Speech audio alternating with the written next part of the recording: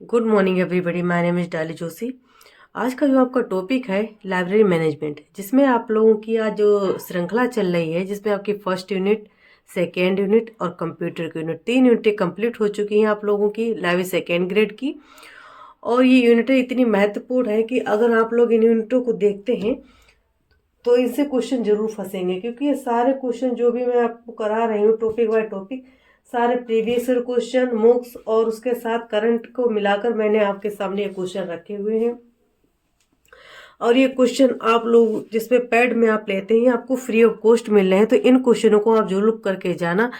और आप लोग विश्वास करेंगे कि क्वेश्चन वहां से आएंगे, फंसेंगे। लैंग्वेज चेंज हो सकती है लेकिन ऑप्शन चेंज नहीं होगा।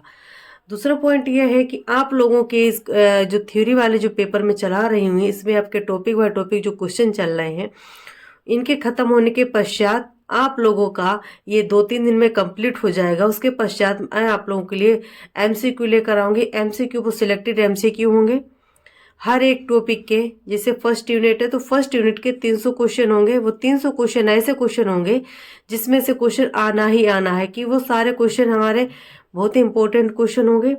और सारे प्रीवियस ईयर क्वेश्चन और मॉक्स क्वेश्चन और करंट मिलाकर वो सारे क्वेश्चन होंगे। तो उन क्वेश्चनों को आप लोग जरूर ज्वाइन करना और अपनी बताना कि आपके कितने क्वेश्चन सही हो रहे हैं। ठीक है, फ्री ऑफ कॉस्ट चलेगी वो सीरीज। अभी आप लोग पहले ये थ्योरी वाली कंप्लीट कीजिए। ठीक है, 2-3 दिन में ये सारी कंप्लीट हो जाएगी आप लोगों की। अब देखिए, स्टार्ट करते हैं अपना, जिसमें आपके 70 क्वेश्चन कंप्लीट हो गए थे। फिर भी आपको बता देती हूँ कि विश्वविद्यालय पुस्तकालय का सबसे बड़ा आय का स्रोत क्या है? सदस्यता, पुस्तकालय दंड या यूजीसी अनुदान, या उनमें से कोई नहीं। तो हमारा जो पुस्तकालय होता है, विश्वविद्यालय पुस्तकालय, अगर कर की बात की जाए कि सबसे बड़ा आय का स्रोत क्या है, तो वो हमारा यूजीसी है। ठीक है, यानी यूनिवर्सिटी ग्रांट कमीशन। अगला question, question number 18। Question number 18 में क्या पूछा गया है कि आईएसबीएन, जो हमारा आईएसबीएन स्वरूप 13 अंकों में परिवर्तित कब हुआ था?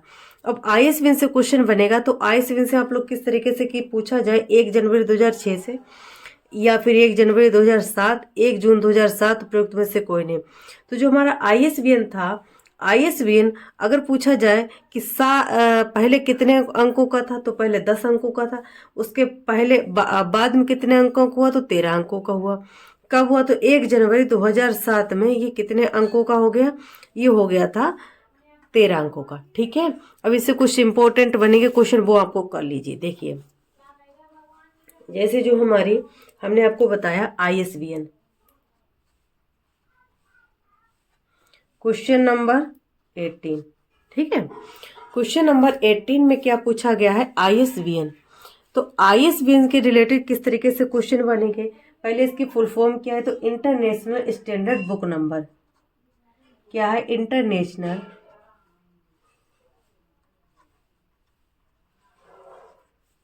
स्टैंडर्ड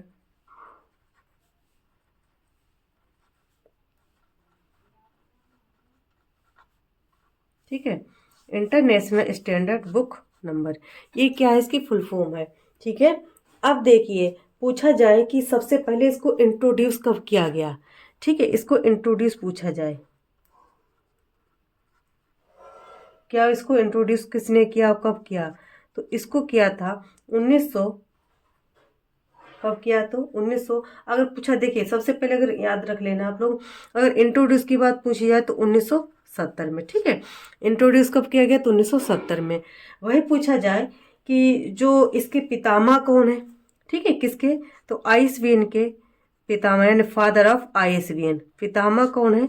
तो वो कौन है? डेविड वाइटेकर। कौन है? डेविड वाइटेकर। ठीक है, डेविड वाइटेकर क्या है? इसके पितामह हैं। ठीक है, अब देखिए, जिसमें आ जाए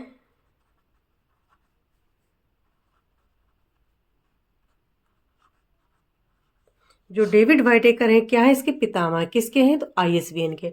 अब आईएसबीएन से क्वेश्चन और क्या बन सकता है कि आईएसबीएन पहले कितने अंकों का था? तो पहले जो था स्टार्टिंग में 10 अंकों का था, यानी डिजिट का। ठीक है, 10 अंकों का या डिजिट आप लोग याद रख लेना कि 10 डिजिट का था।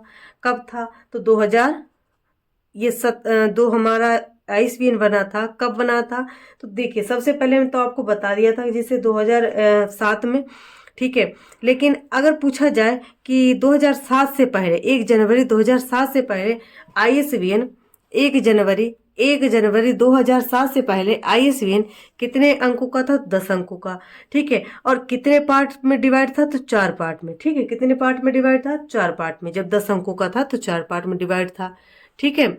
और उसके बाद जब ये 13 अंकों का हुआ, जब ये 13 डिजिट का हुआ, कौन? आईएसबीएन, तो कितने पार्ट में? तो 5 पार्ट में, ठीक है। कितने पार्ट में? तो 5 पार्ट में। जब 13 अंक का हुआ तो 5 पार्ट में, और जब 10 अंकों का था तो 4 पार्ट में डिवाइड था। अब अगर पूछा जाए कि जो 13 अंकों का डिजिट कब हुआ, तो 1 जनवरी 2007 में, ठीक है। 1 जनवरी 2007 में क्या हुआ था? 13 डिजिट हुए थे। अब इससे पूछा जा सकता है कि जो हमारा आईएसबीएन है, आईएसबीएन को कौन सी एजेंसी प्रदान करती है? तो वो कौन सी एजेंसी है, ठीक है। जो आईएसबीएन है, जहां से भी क्वेश्चन बनेंगे कि कौन सी एजेंसी प्रदान करती है,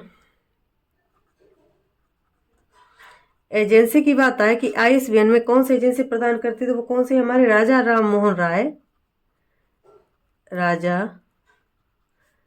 Ram Mohan Roy national agency, national क्या है? एजेंसी, ठीक है। राजा राम मोहन राय नेशनल एजेंसी, ये किसके? आर, अगर याद करना, शॉर्ट में याद कर लेना आप लोग कि अगर पूछा जाए राजा राम मोहन राय लाइब्रेरी की किसके द्वारा स्थापना की जाती है, ठीक है। तो आप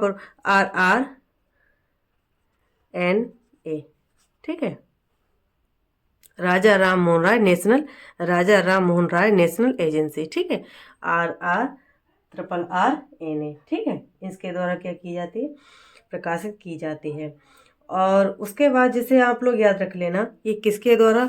तो हमारी MHRD, ठीक है। MHRD के द्वारा ये प्रदान की जाती है। क्या? राजा राम मोहन राय नेशनल एजेंसी, ठीक है। अब देखिए पूछा जाए कि जो आईएसबीएन है, आईएसबीएन का जो ऑनलाइन पोर्टल था, इनसे क्वेश्चन बनेगा कि जो हमारा आईएसबीएन है, आईएसबीएन का ऑनलाइन पोर्टल, ठीक है। आईएसबीएन का ऑनलाइन पोर्टल, आईएसबीएन का ऑनलाइन जो पोर्टल था, आईएसबीएन का ऑनलाइन पोर्टल कब लॉन्च हुआ, किस तरीके से हुआ? तो देखिए जो ऑनलाइन पोर्टल था कब लॉन्च हुआ, जहां जहां से भी क्वेश्चन बनेंगे वो हो जाएंगे यहाँ पे, ठीक है। जो ऑनलाइन पोर्टल था कब लॉन्च हुआ, तो वो हुआ था हमारा, कब हुआ? तो वो हुआ था 2016 में, ठीक है। और पूछा जाए कि कहाँ, तो नई दिल्ली में। कहाँ पर? नई दिल्ली में, ठीक है। और पूछा जाए कि किसके द्वारा, तो कौन? जो हमारी स्मृति ईरानी थी, कौन सी? स्मृति ईरानी, जो हमारी केंद्रीय मानव संसाधन विकास मंत्रालय के द्वारा, श्रीमती स्मृति ईरानी के द्वारा ये क्या किया गया था? पब्लिश किया गया था, ठीक है। तो याद रख लेना। अब देखिए जैसे हमारा आईएसबीएन है, आईएसबीएन डिजिट पूछे जाए कि ये कितने डिजिट का है, अगर डिजिट पूछे जाए किसके कितने डिजिट है, तो ऐसे आप लोग याद देखिए, ऐसे याद देखिए। सबसे पहले हमारा जो 3 अंकों का होगा, 1 2 3, ये हमारा क्या होगा? ERN नंबर, ठीक है। ये हमारा क्या हो जाएगा? ERN number. ERN नंबर का मतलब होता है यूरोपियन आर्टिकल नंबर, ठीक है। ये क्या हो जाएगा? हमारा यूरोपियन आर्टिकल नंबर। दूसरा हमारा ग्रुप, ठीक है। दूसरा ग्रुप, ग्रुप कितने शब्दों का होगा? तो ग्रुप जो होगा हमारा वो होगा 2 का, ठीक है। तो जो ग्रुप होगा, ग्रुप में कितने होंगे? 1 और 2, ये हमारा क्या हो जाएगा? ग्रुप, ठीक है। उसके बाद देखिए, उसके बाद आ जाएगा हमारा पब्लिशर। पब्लिशर कितने अंकों का हो जाए? तो वो 4 अंकों का। तो यहाँ से देखिए पब्लिशर्स 1 2 3 4, ये हमारा क्या हो जाएगा? पब्लिशर, ठीक है। उसके बाद देखिए टाइटल, टाइटल कितने अंकों का होगा? 3 अंकों का, 1 2 3, इसमें क्या हो जाएगा? टाइटल, ठीक है। उसके बाद देखिए जो 1 नंबर का बचेगा, ये हमारा क्या हो जाएगा? Check digit. इसको क्या बोलेंगे? चेक डिजिट, ठीक है। अब देखिए इनसे क्वेश्चन किस तरीके से बनेंगे। इनसे क्वेश्चन इस तरीके से बनेगा कि जो हमारा यहाँ पर लिख लेना 3, यहाँ पर 2, यहाँ पर 4 और यहाँ पर 3, यहाँ पर 1, ठीक है। कुल मिलाकर कितने अंक हो गए? 13। तो ये हमारा क्या है? चेक डिजिट है। अगर पूछा जाए कि चेक डिजिट जो होता है उसमें कितने अंक होते, तो 1 अंक होता है, ठीक है, 1 अंक होता है। वही पूछा जाए टाइटल में, तो टाइटल में कितने होते हैं, तो 3 होते हैं। पब्लिशर्स की बात करें, पब्लिशर में कितने होते हैं, तो 4 होते हैं, ठीक है। ग्रुप में 2, ARN नंबर में 3, ठीक है। यहाँ से आप लोग जरूर याद कर लेना इसको, अगर क्वेश्चन आ जाए तो आप लोग इसको अच्छे से अटेंड कर लेना, ठीक है। अब देखिए जो ISBN है, पूछा जाए कि जो हमारा ISBN है इसका स्टैंडर्ड क्या है, इसका ISO क्या है, ISO, तो वो हमारा क्या है, अगर ISO पूछी जाए तो 2108 है, ठीक है, 2108। ये क्या है, इसका ISO नंबर है 2108, ठीक है। ये हमारा क्या है, ISO नंबर। यहाँ तक क्वेश्चन आप लोगों को कंप्लीट हुआ होगा और क्वेश्चन यहीं से बनेगा। देखिए किस तरीके से क्वेश्चन बनेगा। ऐसे क्वेश्चन बनेगा कि जो हमारा ISBN है, ISBN की फुल फॉर्म क्या है, ISBN की फुल फॉर्म है इंटरनेशनल स्टैंडर्ड बुक नंबर, ठीक है। क्या है, इंटरनेशनल स्टैंडर्ड बुक नंबर। एक क्वेश्चन यहाँ से बन सकता है। इसका पूछा है कि इसको इंट्रोड्यूस किसके द्वारा किया गया और कब किया गया, तो 1970 में, ठीक है। दूसरा क्वेश्चन यहाँ से बनेगा। पितामह पूछे जाए कि इसके पितामह कौन है, तो वाइटेकर है, ठीक है, WA डेविड वाइटेकर।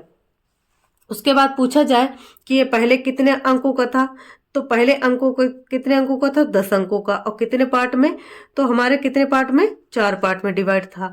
वही आ जाए कि 13 अंकों का जो डिजिट हुआ था वो कब हुआ, तो 1 जनवरी 2007 में, ठीक है। ये इंपॉर्टेंट है, यहाँ से क्वेश्चन आ सकता है, तो इसको आप लोग जरूर याद कर लेना।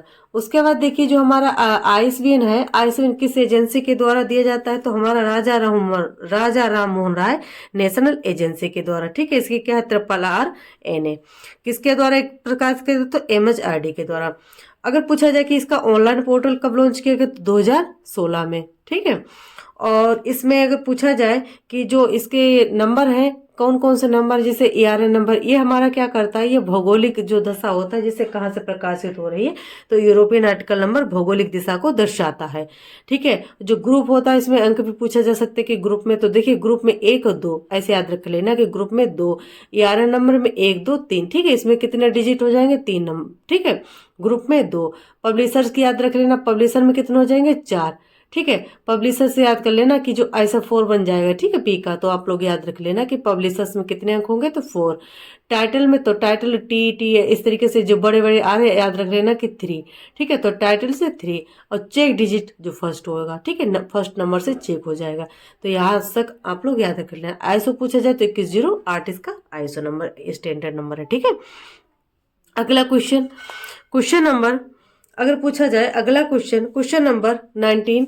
क्वेश्चन नंबर 19 में क्या पूछा गया है, क्वेश्चन नंबर 19 में कि बी स्पीकिंग पद संदर्भित करता है। जो बी स्पीकिंग पद है क्या संदर्भित करता है, पुस्तक का आरक्षण, एक बजट तकनीक, A B दोनों, या उपयुक्त में से कोई नहीं। जो हमारा बी स्पीकिंग है ये क्या करता है, इसमें क्या होता है कि जो हमारे किसी भी विशेष डॉक्यूमेंट हो गया, या किसी रूप में किसी विशेष पुस्तक को किसी विशेष उपयोगकर्ता के लिए अलग रखने के लिए ही उसे क्या बोलेंगे, बी स्पीकिंग। ऐसे संक्षेप में आप लोग ये समझ लेना कि जैसे लाइब्रेरी में 2 तरीके की बुकें होती हैं। एक बुकें वो होती हैं जिसमें कुछ बच्चे ऐसे होते हैं जो पढ़ लेते हैं, लेकिन कुछ बच्चे अंधे होते हैं, या कुछ ऐसे टीचर्स होते हैं जो जिनकी स्पेसिफिक बुक रखी होती है ना। तो ऐसा याद रख लेना कि ऐसा ग्रंथ या ऐसी बुक जो विशिष्ट हो और विशिष्ट लोगों के लिए रखी हो उसको बोलेंगे बी स्पीकिंग, ठीक है। तो इसका राइट आंसर क्या हो जाएगा, पुस्तक का आरक्षण करना या एक बजट तक। तो ये पुस्तक का क्या है, आरक्षण है, ठीक है, रिजर्वेशन ऑफ बुक, ठीक है। तो इसका राइट आंसर क्या हो जाएगा, ए। इसका राइट आंसर क्या हो जाएगा, ए। अगला क्वेश्चन नंबर 20। क्वेश्चन नंबर 20 में क्या कहा गया है कि पुस्तकालय एक एजेंट के माध्यम से पत्रिकाओं की सदस्यता लेगा। ये एक उदाहरण है, किसका है, उद्देश्य है या मिशन है या नीति है या दृष्टिकोण है। पुस्तकालय एक एजेंट के माध्यम से पत्रिकाओं की सदस्यता लेगा, इसका एक उदाहरण है। तो ये किसका एक उदाहरण है, हमारा उद्देश्य का है, मिशन है, हमारी नीति है, दृष्टिकोण है। ऑब्जेक्ट है, मिशन है, पॉलिसी है, विजन है। ये क्या है हमारा? तो जो हमारा पुस्तकालय इसका क्या हो जाएगा? ये हो जाएगा हमारा पॉलिसी, क्योंकि जो हमारे पुस्तकालय एक एजेंट के माध्यम से जो पत्रिकाओं की सदस्यता लेता है, इसका उदाहरण क्या है? एक नीति होना। ठीक है, तो इसका राइट आंसर क्या हो जाएगा? इसका राइट आंसर हो जाएगा सी। ठीक है, अगला क्वेश्चन, क्वेश्चन नंबर 21, निम्नलिखित में से कौन सा एक प्रलेख नहीं है? बुक, प्रोडिकल्स, इंस्क्रिप्शन या मशीन पटनी प्रसूची। ठीक है, बुक, प्रोडिकल्स, इंस्क्रिप्शन या मशीन रीडेबल कैटलॉग। तो देखिए इसमें पूछा क्या गया? इसमें पूछा गया कि प्रलेख नहीं है। ठीक है, क्या पूछा गया? कि प्रलेख मतलब डॉक्यूमेंट नहीं है। क्या नहीं है? बुक, बुक तो है हमारी, प्रोडिकल्स भी है। ठीक है, और जो हमारी मशीन रीडेबल कैटलॉग जो कार्ड होता है वो तो, लेकिन क्या नहीं है? तो हमारे इंस्क्रिप्शन नहीं है। तो इसका राइट आंसर क्या हो जाएगा? सी। तो 21 का राइट आंसर क्या हो जाएगा? सी। अगला question, question number 22, question number 22 में क्या पूछा गया है? कि पुस्तक का निर्गम तथा आगम कार्य है संदर्भ डेस्क का, डाटाबेस का, आदान प्रदान का या उपरोक्त में से कोई नहीं। तो जो पुस्तक का आगम निर्गम होता है उसको बोलते हैं सर्कुलेशन। ठीक है, उसको क्या बोलेंगे? सर्कुलेशन। तो जो पुस्तकों को हम आदान प्रदान करते हैं उसको क्या बोलेंगे? सर्कुलेशन। ठीक है, अगला question, question number 23, question number 23 में क्या पूछा गया है? कि एक पुस्तक को समान वर्ग संख्या वाली पुस्तकों के बीच किसके द्वारा व्यक्तिकृत किया जाता है? ठीक है, किया जाता है। जैसे हमारा आ book of individual among the books having the same class number by call number, book number, accession number, ये हमारा ईयर नंबर। इसमें क्या पूछा गया है? कि व्यक्तिगत, ठीक है, यानी पर्सनल कर दिया जाए, in individual among to the looking having to class number. तो इसमें यह पूछा गया है कि एक पुस्तक को समान वर्ग संख्या वाली पुस्तकों के बीच किसके द्वारा व्यक्तिकृत किया जा सकता है? तो वो हमारा हो जाएगा कॉल नंबर। कैसे? जैसे हमारा कॉल नंबर, हर पुस्तक का कॉल नंबर एक अलग अपनी संख्या दर्शाता है, जिससे उसको हम पहचान सकते हैं व्यक्तिगत रूप से। कॉल नंबर से क्या मतलब होता है? कि यहाँ पर देखिए जो कॉल नंबर होता है, ठीक है, जो कॉल नंबर होता है, जो कॉल नंबर होता है किन तीन चीजों से मिलकर बनता है? क्लास नंबर, बुक नंबर और कलेक्शन नंबर। ठीक है, क्लास नंबर, बुक नंबर और कलेक्शन नंबर, इन तीनों से मिलकर हमारा क्या बनता है? Call number. ठीक है, क्या बनता है? Call number. अब कॉल नंबर क्या होता है? एक व्यक्तिगत पहचान होती है। जैसे क्लास नंबर, जैसे आप लोग याद रख लेना, क्लास नंबर में जैसे हमारा डीडीसी, ठीक है, यूडीसी, या जो भी हमारी क्लासिफिकेशन पद्धतियां हैं, इसको हम क्या बोलेंगे? Class number. ठीक है, और बुक नंबर का मतलब ये होता है, या तो हम टाइटल के नाम से कर लें, या फिर कोई लेखक हो, जैसे हमारा रंगनाथन है तो रंगनाथन के नाम से RAN, या किसी का अगर जन्म या मृत्यु के बारे में पूछी जाए, जैसे हमारा आ जाए 1900, अगर जैसे रंगनाथन की जो मृत्यु हुई थी कब हुई थी, तो अगर मृत्यु के बारे में पूछी जाए या उनके जन्म की डेट आ जाए तो वो भी आप लोग याद रख लेना। ठीक है, तो यहाँ से जैसे हमने आपको बताया कि इनका जन्म कब हुआ था, तो 1892 में इनकी क्या हुई थी? जन्म हुआ था, और 1972 में क्या हुई थी? मृत्यु हुई थी। ठीक है, तो हम क्या करेंगे? 972, इस तरीके से। ठीक है, तो इस तरीके से हम क्या कर सकते हैं? अपना नंबर बना सकते हैं, या टाइटल से जो भी हमारे 3 अंक ही लिए जाएंगे, जिससे कि हम पहचान सकें। कलेक्शन नंबर वो होता है जैसे हमारा कोई बुक से, जैसे हमारी कोई गिफ्टेड बुक आ गई, ठीक है, या किसी भामाशाह ने पुस्तकें दी या खरीदी गई, तो उनका एक क्लास नंबर, कलेक्शन नंबर अलग से बनता है। तो इन तीनों को मिलाकर हमारा क्या बनेगा? Call number. ठीक है, अब जो कॉल नंबर बनेगा, तो कॉल नंबर बनने का तरीका क्या होता है? जो हमारा क्लास, बुक, कलेक्शन, अब जब हमारा कॉल नंबर बनता है तो हर एक पुस्तक की एक अलग संख्या होती है। ठीक है, जैसे जैसे पुस्तकें बढ़ती जाती हैं उसी तरीके से कॉल नंबर बढ़ता जाता है। तो कॉल नंबर अगर पूछा जाए, एक क्वेश्चन और आ जाएगा कि जो कॉल नंबर है, कॉल नंबर, ये जो कॉल नंबर है ये पेंसिल से लिखा जाता है। ठीक है, याद रख लेना, पेंसिल से लिखा जाएगा। पेंसिल से क्यों लिखा जाता है? कि अगर मान लीजिए कोई ऐसी पुस्तक है जो फट गई है, ठीक है, तो उसकी जगह पर अगर कोई दूसरी बुक आती है तो उसको चढ़ाने के लिए हम क्या करेंगे? पेंसिल से वो कार्ड जिस पर लिखते हैं ना कॉल नंबर, तो उसको मिटा देंगे। अगला क्वेश्चन देखिए, क्वेश्चन नंबर तो इसका राइट आंसर हमने आपको क्या बताया कि जो हमारा व्यक्तिगत संख्या प्रदान करता है वो हमारा क्या हो जाएगा, कॉलम नंबर। तो इसका राइट आंसर क्या हो जाएगा, ए। ठीक है, अगला क्वेश्चन, क्वेश्चन नंबर 24।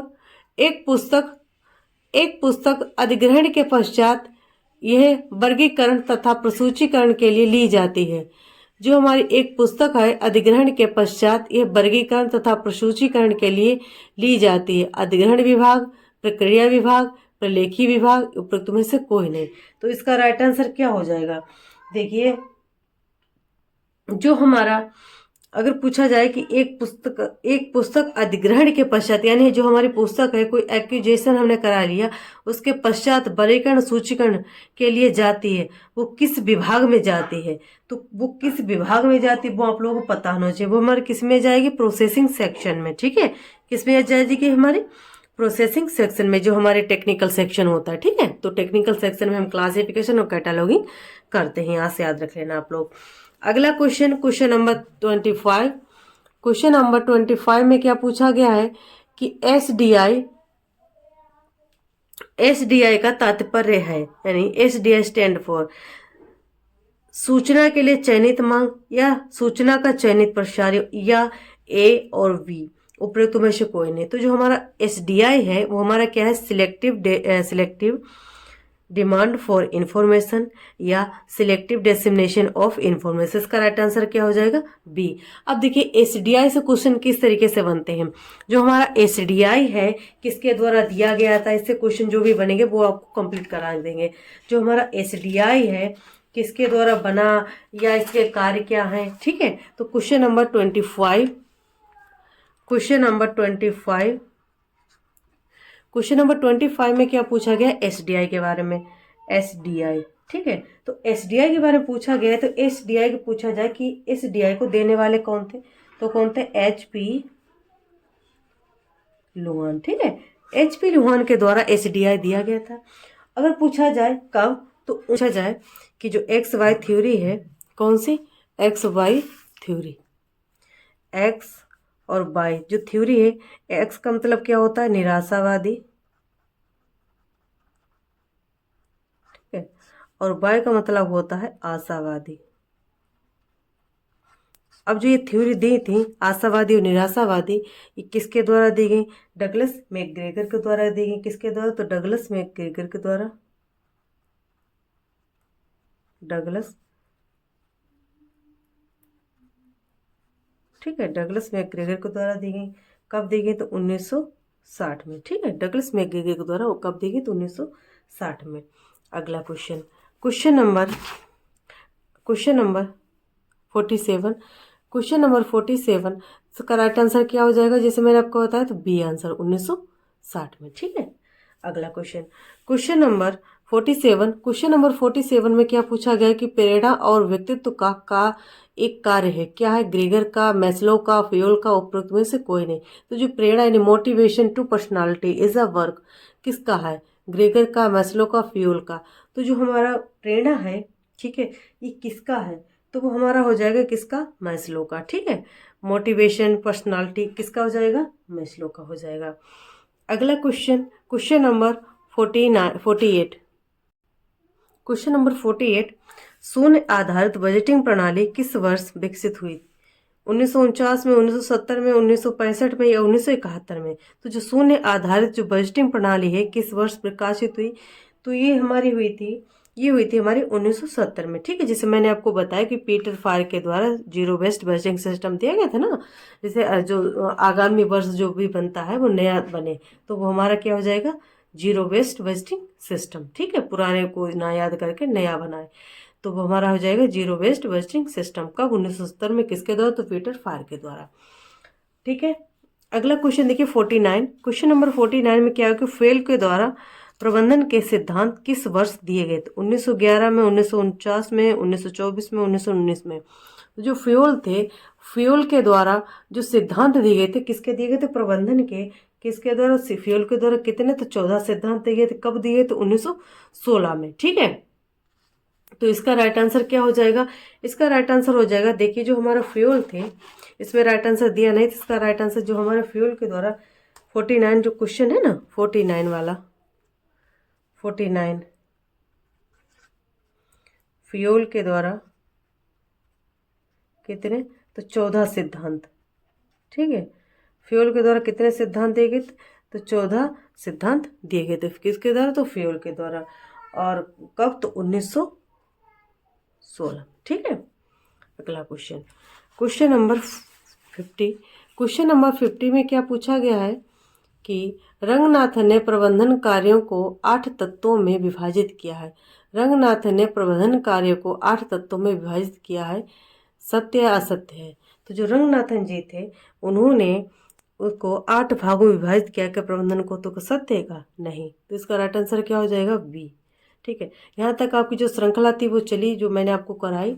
बाकी आप लोगों की जो आपकी जो सीरीज चलेगी जिसमें आपके 50 क्वेश्चन बचे हैं वो सारे आपके एक वीडियो में कवर हो जाएंगे। उसके पश्चात 2 दिन की आपकी रेफरेंस की क्लास चलेगी। ठीक है, और इसकी क्लास करने के पश्चात आप लोगों के MCQ स्टार्ट हो जाएंगे। MCQ वो होंगे जो सिलेक्टेड क्वेश्चन है, जो जहाँ से क्वेश्चन आने की संभावना है वो सारे उसमें ऐड होंगे। ठीक है, अगर आप लोगों का प्रयास अच्छा लगा तो चैनल को लाइक शेयर और सब्सक्राइब जरूर कर लेना। धन्यवाद। होती है SDI, इसका मतलब क्या होता है, सिलेक्टिव डिसेमिनेशन इंफॉर्मेशन। जो भी हमारे उपयोगकर्ता हैं उनके पास जो भी इंफॉर्मेशन उन्हें चाहिए वो पुस्तक के आधार पर, जो भी उनकी मांग है उसके आधार पर उन्हें वो प्रोवाइड कराना। ठीक है, तो इसमें सबसे पहले हमारा क्या आ जाएगा, जब ये मांग करते हैं यूजर, तो ये क्या करते हैं, सबसे पहले यूजर की प्रोफाइल बनाते हैं। ये क्वेश्चन आएगा, आप लोग समझिए। पहले क्या करेंगे, यूजर की प्रोफाइल बनाएंगे। ठीक है, और यहाँ पर क्या बनाएंगे, डॉक्यूमेंट की। यहाँ पर क्या बनाएंगे, डॉक्यूमेंट की प्रोफाइल। ठीक है, यहाँ पर क्या बनाएंगे, डॉक्यूमेंट की प्रोफाइल। अब देखिए उसके पश्चात इनकी जब प्रोफाइल बन जाएगी तो प्रोफाइल करने के पश्चात ये क्या करेंगे, यहाँ पर मिलान करेंगे। क्या करेंगे, यहाँ पर मिलान। ठीक है, यहाँ पर क्या करेंगे, मैचिंग। और जब मैचिंग हो जाएगी इनकी दोनों की, जैसे हमारे जो यूजर की प्रोफाइल है और जो डॉक्यूमेंट इनके पास है, इन दोनों का मिलान करेंगे तो मैचिंग करेंगे। मैचिंग करने के पश्चात ये लोग क्या करेंगे, जो मैचिंग कर लेते हैं उसके बाद इसके क्या करते हैं, सूचना देते, अधिसूचना या नोटिफिकेशन। ठीक है, ये नोटिफिकेशन भेजा जाता है। जब नोटिफिकेशन भेजा जाता है, नोटिफिकेशन भेजने के पश्चात इससे क्या प्राप्त होता है, जो नोटिफिकेशन के बाद क्या प्राप्त होता है, फीडबैक। जो फीडबैक प्राप्त होता है, जो फीडबैक मिलता है, तो फीडबैक में क्या होता है, अगर फीडबैक अच्छा होता है, अगर वो संतुष्ट हो जाता है जो उसका स्टूडेंट है या जो भी यूजर है, अगर वो संतुष्ट हो जाता है उस ग्रंथ से तो ठीक है। अगर नहीं होता है तो उसको क्या किया जाता है, मॉडिफाई किया जाता है। ठीक है, मॉडिफिकेशन। ठीक है, अगर संतुष्ट होता है तो लास्ट में हमारा क्या आ जाएगा, मॉडिफिकेशन। मॉडिफिकेशन का मतलब ये होता है कि उसको दोबारा ग्रंथ की पुनः जांच की जाएगी कि उसे और किस तरीके से हम अच्छा ग्रंथ दे सकते हैं। ठीक है, तो ये हमारे क्या है, स्तर है। तो आप लोग इसको जरूर समझ लेना, याद कर लेना। अब देखिए कि जो हमारा SDI है, इससे कुछ इंपॉर्टेंट फैक्ट बनेंगे कि आ जाए कि जो सामायिक, अगर पूछा जाए कि सामायिक अभियंता सेवा, ठीक है, सामायिक जागरूकता सेवा किस में आ जाएगी, तो हमारी किस में आ जाएगी, SDI में। इसके कुछ मेन पॉइंट है वो आप लोग याद कर लेना कि सामायिक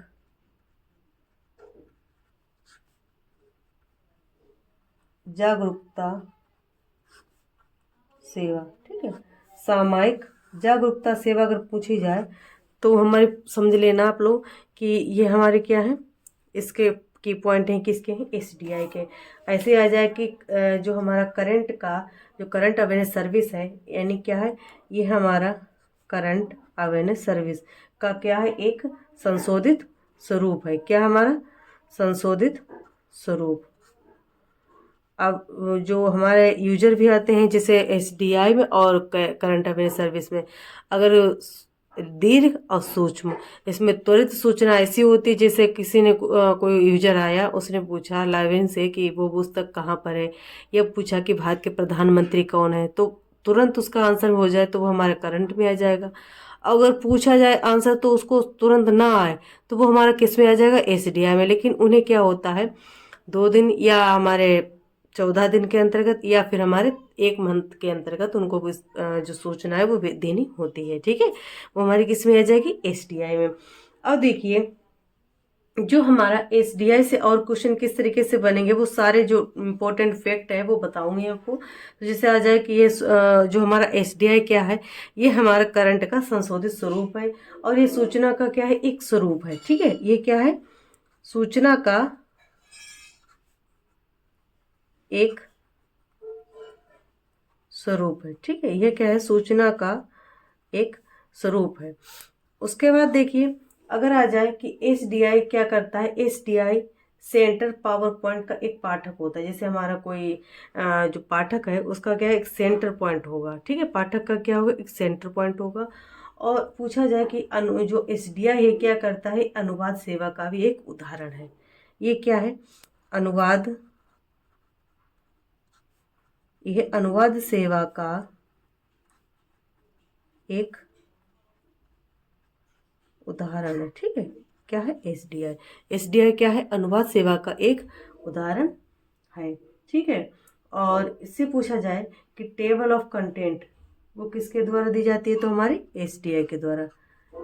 टेबल ऑफ कंटेंट, ठीक है, टेबल ऑफ कंटेंट किसके द्वारा, तो एसडीआई के द्वारा दिया जाता है।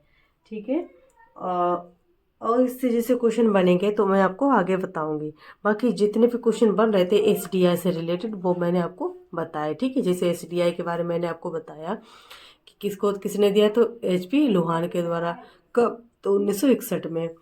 और एसडीआई में किस तरीके से प्रोफाइल बनती है, तो एक यूजर की प्रोफाइल बनती है, एक हमारी डॉक्यूमेंट की प्रोफाइल बनती है।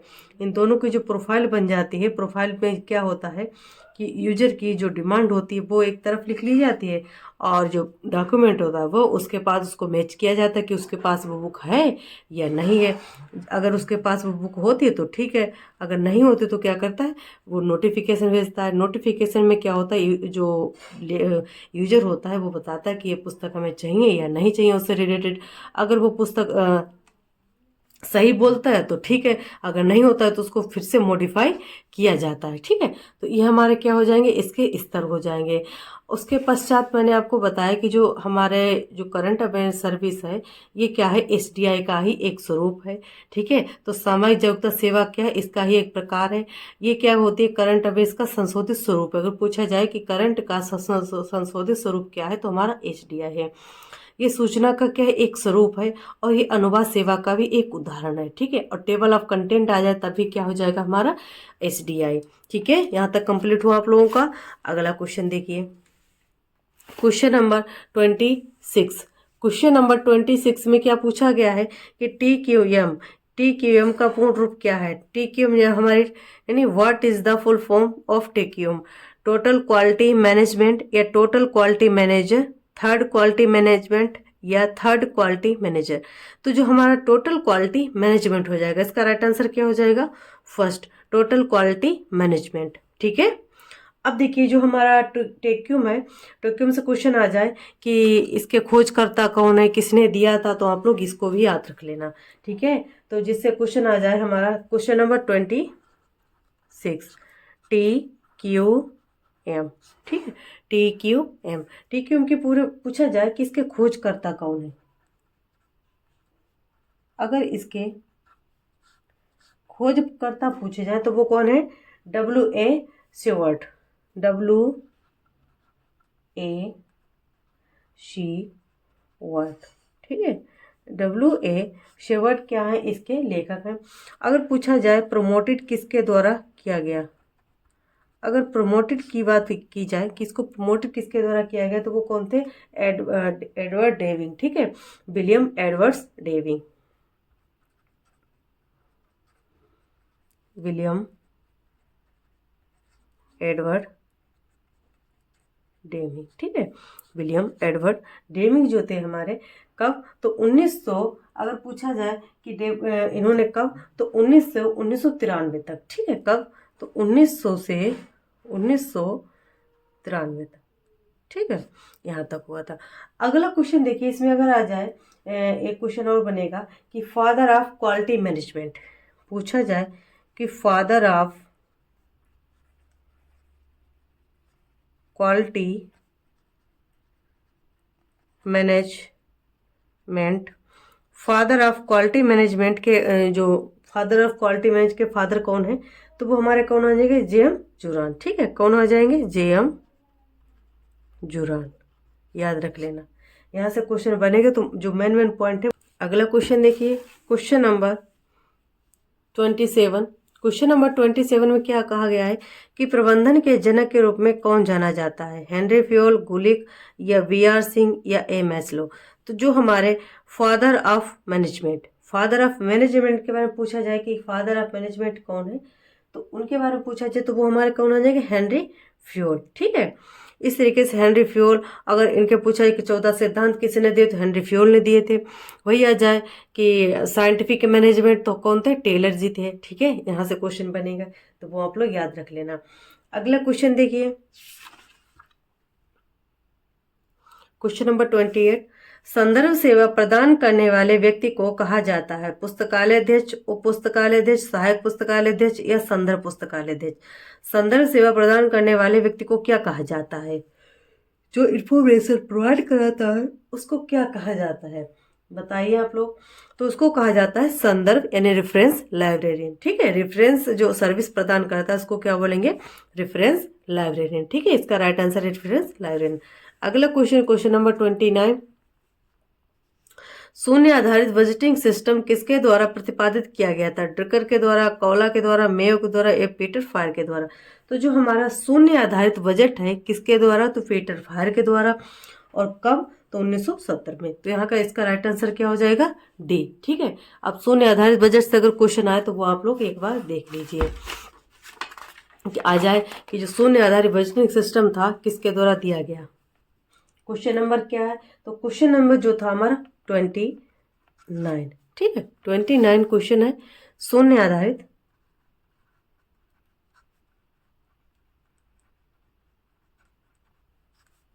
बजट। अब देखिए, इससे पूछा जाए कि इसको देने वाले कौन थे। ठीक है, अगर पूछा जाए कि जेड जेड ठीक है, जेड बी वी को देने वाले कौन थे, तो पीटर फायर। कौन थे, पीटर फायर। कब दिया, 1970 में। ठीक है, और ये क्या है, शून्य आधारित, याद रख लेना, शून्य आधारित बजट, शून्य आधारित बजट। ठीक है, और इनसे क्वेश्चन आ जाए कि जो हमारा बजट का है, क्वेश्चन आ जाए कि सर्वप्रथम प्रयोग किसने किया था, बजट शब्द का सर्वप्रथम प्रयोग, बजट शब्द का सर्वप्रथम प्रयोग, अगर पूछा जाए कि बजट शब्द का सर्वप्रथम प्रयोग किसके द्वारा किया गया, तो कब किया गया और किसके द्वारा, तो 1733 में बजट शब्द का सर्वप्रथम प्रयोग किया गया। और किसके द्वारा, तो रॉबर्ट वॉलपोल के द्वारा। किसके द्वारा, तो रॉबर्ट वॉलपोल के द्वारा। ठीक है, रॉबर्ट वॉलपोल के द्वारा इसका क्या गया, सर्वप्रथम प्रयोग कब किया गया, 1733 में सर्वप्रथम किया गया। किसके द्वारा, तो रॉबर्ट वॉलपोल के द्वारा। ठीक है, ये क्या थे, ये थे ब्रिटेन के संसद में इन्होंने अब कहाँ प्रयोग किया है, तो ब्रिटेन के संसद में। कहाँ प्रयोग, कहाँ पर किया, अगर प्रयोग की बात पूछी जाए तो वो कहाँ पर, तो ब्रिटेन के संसद में। ठीक है, ब्रिटेन के संसद में इन्होंने इसका प्रयोग किया था। ठीक है, अब देखिए, अगर आ जाए कि कुछ बजट और इम्पोर्टेंट होते हैं जैसे पी, ठीक है, आ जाए हमारा PPBS। इसका मतलब क्या है, planning planning programming budgeting system, planning programming, planning programming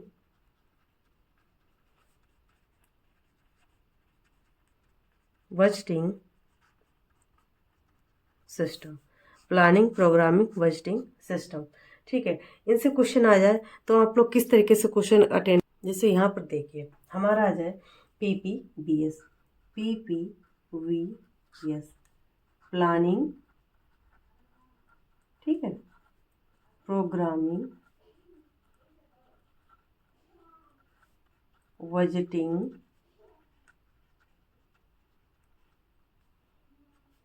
system, planning, programming, budgeting system. ठीक है, अब यहाँ से क्वेश्चन किस तरीके से बनेगा, तो जो प्लानिंग, प्रोग्रामिंग, बजटिंग सिस्टम मतलब पहले प्लान करना, फिर उसके बाद बजट ना लगाना। ये किसके द्वारा, तो 1961 में। ये कब, तो 1961 में। किसके द्वारा, तो हमारे थे रॉबर्ट मैकनामारा के द्वारा। ठीक है, किसके द्वारा, तो रॉबर्ट मैकनामारा के द्वारा। रॉबर्ट मैकनामारा के द्वारा ये दिया गया था। ये क्या दिया था, ये संयुक्त राज्य अमेरिका में रक्षा विभाग में किसके द्वारा, तो USDOD में पेश किया गया था। ठीक है, के द्वारा, जो मैकनामारा के द्वारा, कहाँ, तो संयुक्त राज्य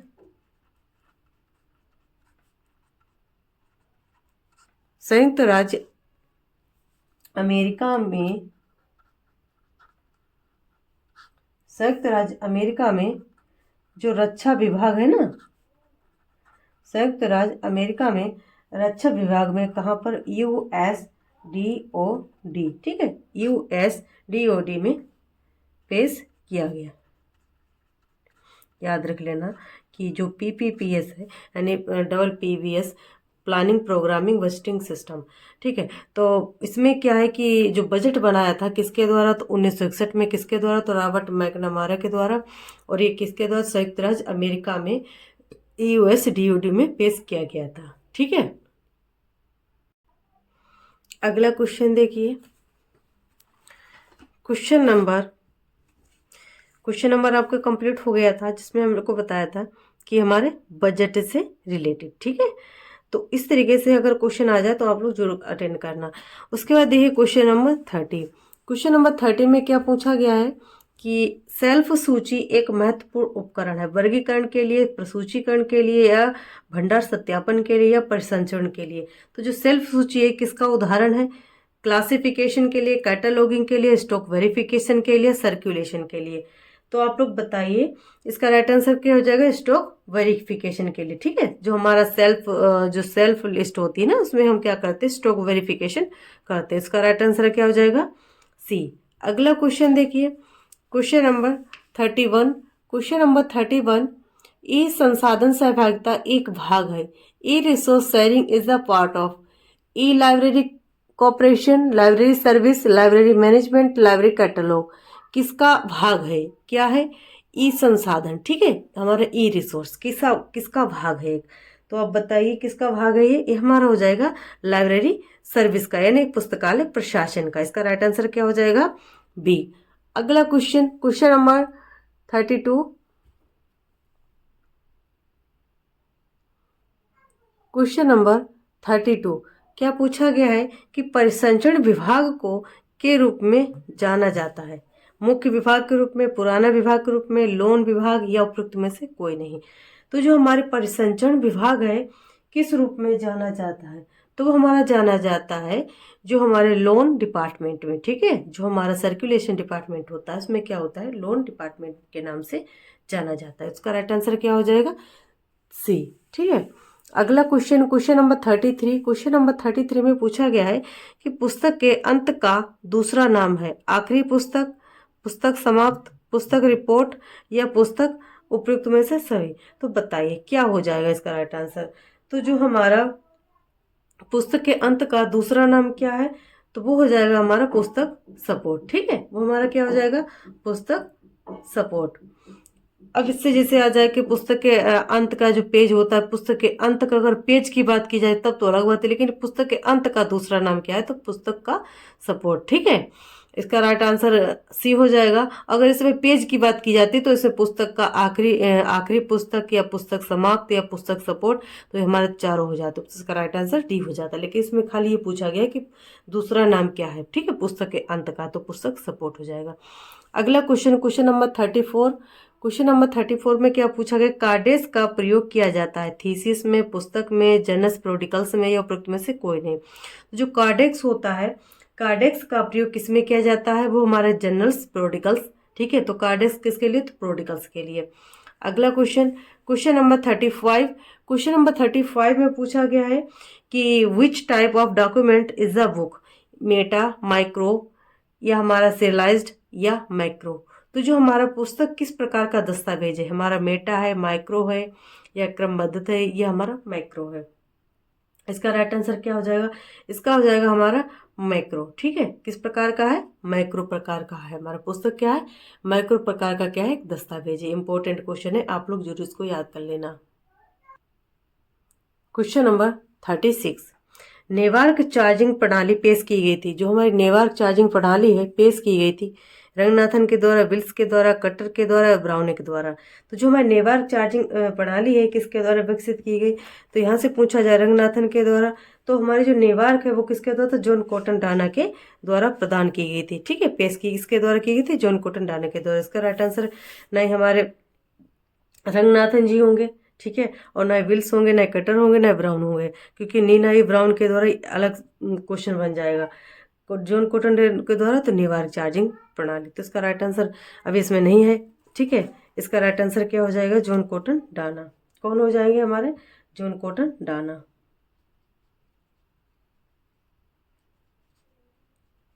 ठीक है, यहाँ पर मैं लिखती हूँ, अगर आ जाए कि जो नेवार प्रणाली है, क्वेश्चन नंबर 36, नेवार, ठीक है, नेवार के बारे में पूछा गया है। ये कब आया, कब विकसित हुआ? तो 1900 में। ठीक है, कब हुआ? 1900 में। किसके द्वारा? संयुक्त राज्य अमेरिका में। ठीक है, कहाँ पर? संयुक्त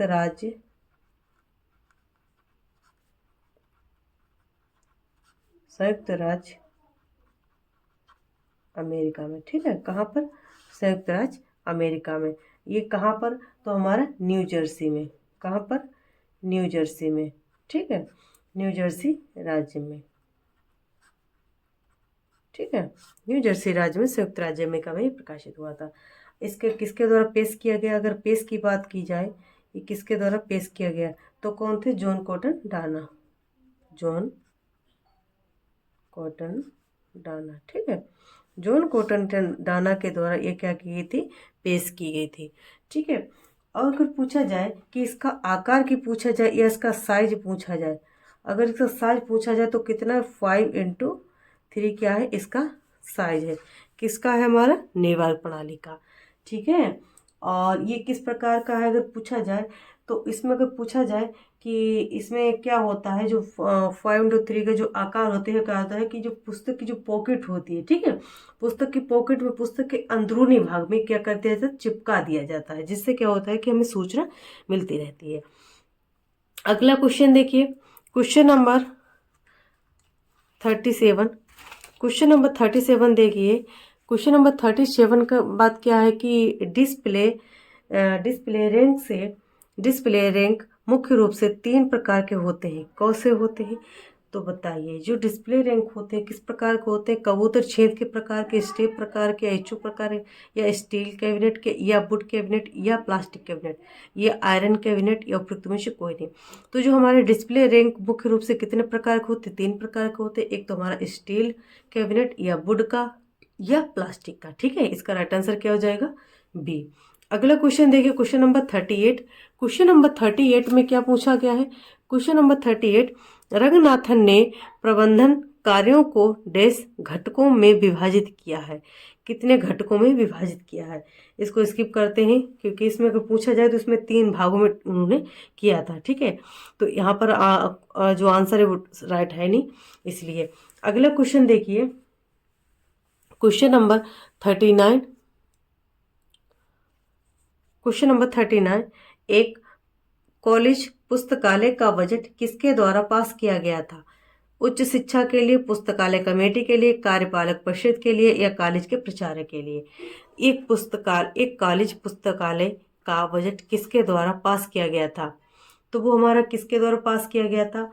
तो वो पास किया गया था हमारा पुस्तकालय कमेटी के द्वारा। ठीक है, किसके द्वारा पास किया जाता है? हमारा पुस्तकालय कमेटी के द्वारा पास किया। जो हमारी लाइब्रेरी कमेटी बनती है ना, कोठारी कमेटी, सिन्हा कमेटी, ठीक है, ये हमारी क्या है? कमेटी है जो हमारे लाइब्रेरी के लिए बनती हैं, जिससे क्या होता है कि पुस्तकालय में नई नई योजनाएं लागू होते हैं, उसका विकास होता है, किस तरीके से हमें उसका वर्क करना चाहिए, वो सारी क्या होती हैं? योजनाएं बनती रहती हैं, किसमें? कमेटी में। ठीक है, तो इसमें पूछा क्या गया कि पुस्तकालय कमेटी का जो बजट है ठीक है। बजट किसके द्वारा पास किया गया जाता है, तो हमारी कमेटी के द्वारा। ठीक है। अब हमें रंगनाथनी कमेटी के बारे में बताना है कि उसमें कितना पास किया गया है। अगला क्वेश्चन 40। अगला क्वेश्चन 40, इसमें देखिए 40 में क्या पूछा गया है कि कौन सी प्रणाली रंगनाथन द्वारा शुरू की गई थी। कार्ड प्रणाली, कार्डेक्स प्रणाली, या थ्री कार्ड प्रणाली, या लेजर प्रणाली। तो जो हमारे डॉक्टर एस रंगनाथन के जो प्रदान की गई थी वो कौन सी प्रणाली की गई थी, हमारी थ्री कार्ड प्रणाली। ठीक है। तो इसका राइट आंसर क्या हो जाएगा हमारा सी। थ्री कार्ड प्रणाली में कौन कौन सी, जैसे हमारे रजिस्टर कार्ड हो गया, जांच कार्ड हो गया, और वर्गीकृत सूचकांक कार्ड। ये तीन कार्ड हैं जो हमारे किसके हैं, त्रिपत्रक प्रणाली के हैं। कौन सा, रजिस्टर कार्ड, जांच कार्ड और वर्गीकृत सूचकांक जो हमारे कार्ड बनते हैं ना वो। तो ये तीन क्या है, उसके कार्ड बनते हैं। किसके बनते हैं, तो रंगनाथन जी के द्वारा बनाए जाते हैं। देखिए क्वेश्चन नंबर 40। क्वेश्चन नंबर 40, जो तीन कार्ड बनाए जाते हैं किसके द्वारा, रंगनाथन। ठीक है। कौन कौन से, तो जो हमारे जो थ्री कार्ड बनाए जाते हैं वो कौन से, एक तो रजिस्टर कार्ड, ठीक है, रजिस्टर कार्ड। दूसरा हमारा कौन सा हो जाएगा, जांच कार्ड या चेक कार्ड, जांच कार्ड। और तीसरा क्या आ जाएगा, तीसरा आ जाएगा हमारा वर्गीकृत सूचकांक कार्ड।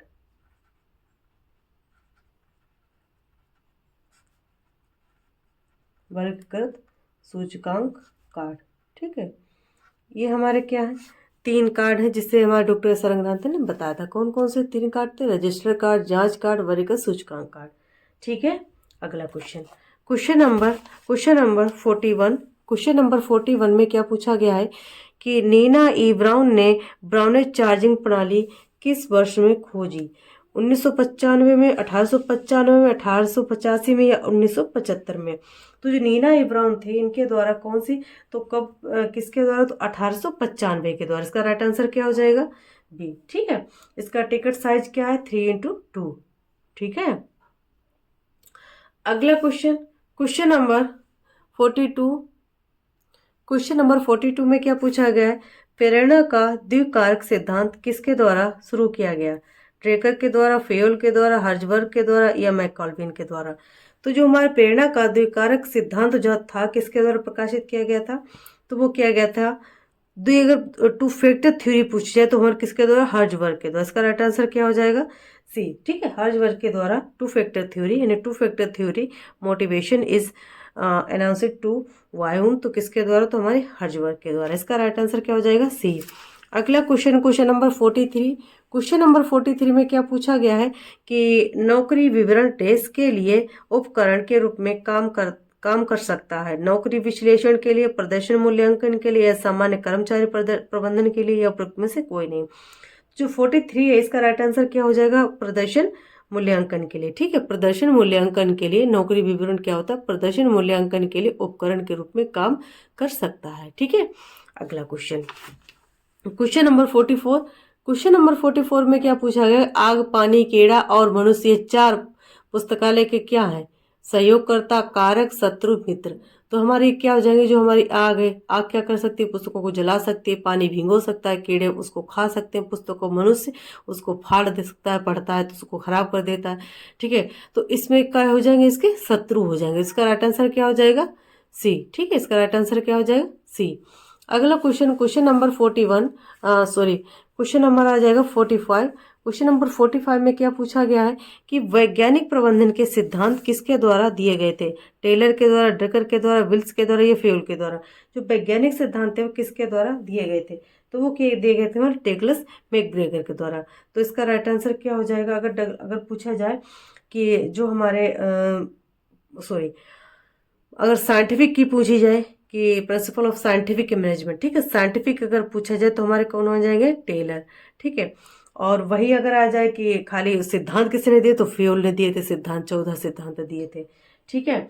और यहाँ से आप लोग जरूर याद कर लेना। अगला क्वेश्चन देखिए, क्वेश्चन नंबर 46।